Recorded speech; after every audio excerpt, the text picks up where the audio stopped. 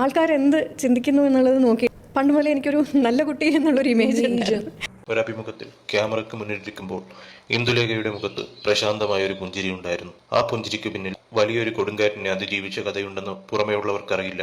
ആളുകൾ അവരെ നോക്കി എന്തൊരു ബോൾഡായ സ്ത്രീ എന്ന് പറയുമ്പോഴും താൻ അനുഭവിച്ച വേദനകൾ ഒരിക്കലും സഹതാപത്തിനു വേണ്ടി വിൽക്കാൻ അവർ ആഗ്രഹിച്ചിരുന്നില്ല. ഒരു സാധാരണ കുടുംബത്തിന്റെ സന്തോഷങ്ങളെല്ലാം തല്ലിക്കെടുത്തിക്കൊണ്ടാണ് ഭർത്താവിന് ലിവർ സിറോസിസ് ആണെന്ന വാർത്ത അറിയുന്നത്. പിന്നീട് നീണ്ട 6 വർഷങ്ങൾ ആശുപത്രി മുറികളിലും മരുന്നിന്റെ മണമുള്ള ഇടനാഴികളിലൂടെയും ഓട്ടമായിരുന്നു. ലിവർ മാറ്റിവെക്കാൻ മാത്രമായിരുന്നു മുന്നിലുള്ള വഴി. തിരുവനന്തപുരത്തെ വീടുപേക്ഷിച്ച് കൊച്ചിയിലെ ആശുപത്രിയിലായിരുന്നു താമസമെങ്കിലും എല്ലാം ശരിയാകും, അദ്ദേഹം പഴയ പോലെ തിരിച്ചു വരും എന്ന പ്രതീക്ഷ ഇന്ദുലേഖ നെഞ്ചോട് ചേർത്ത് വെച്ചു. ഒരു ദിവസം ആശുപത്രി കിടക്കയിൽ കിടന്ന് അദ്ദേഹം ഏറെ കൊതിയോടെ പറഞ്ഞു, എനിക്ക് എത്രയും പെട്ടെന്ന് വീട്ടിലേക്ക് പോകണം.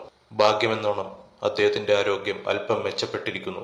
ഡോക്ടർ പറഞ്ഞു, നാളത്തെ റിസൾട്ടുകൾ കൂടി നോക്കിയിട്ട് നമ്മൾക്ക് വീട്ടിലേക്ക് വിടാം. നാളെ സ്വന്തം വീട്ടിലേക്ക് മടങ്ങാമെന്ന സന്തോഷത്തിൽ ഇന്ദുലേഖ ദൈവത്തിന് നന്ദി പറഞ്ഞു. എന്നാൽ വിധി മറ്റൊന്നാണ് കരുതി വെച്ചിരുന്നത്.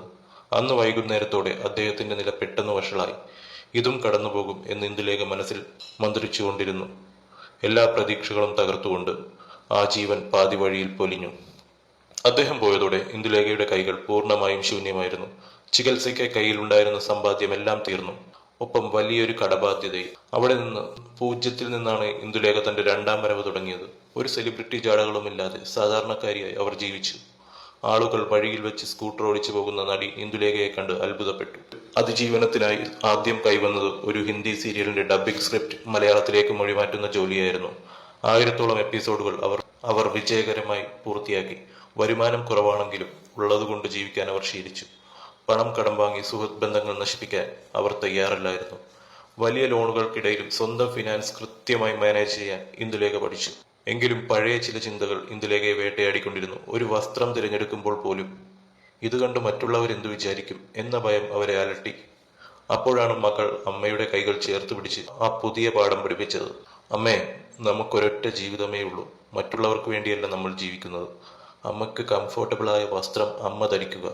സന്തോഷങ്ങൾ മാറ്റിവെച്ച് പണം മാത്രം കൂട്ടിവെച്ചിട്ട് എന്ത് കാര്യം? മകളുടെ ആ വാക്കുകൾ ഇന്ദുലേഖയ്ക്ക് പുതിയൊരു വെളിച്ചമായി.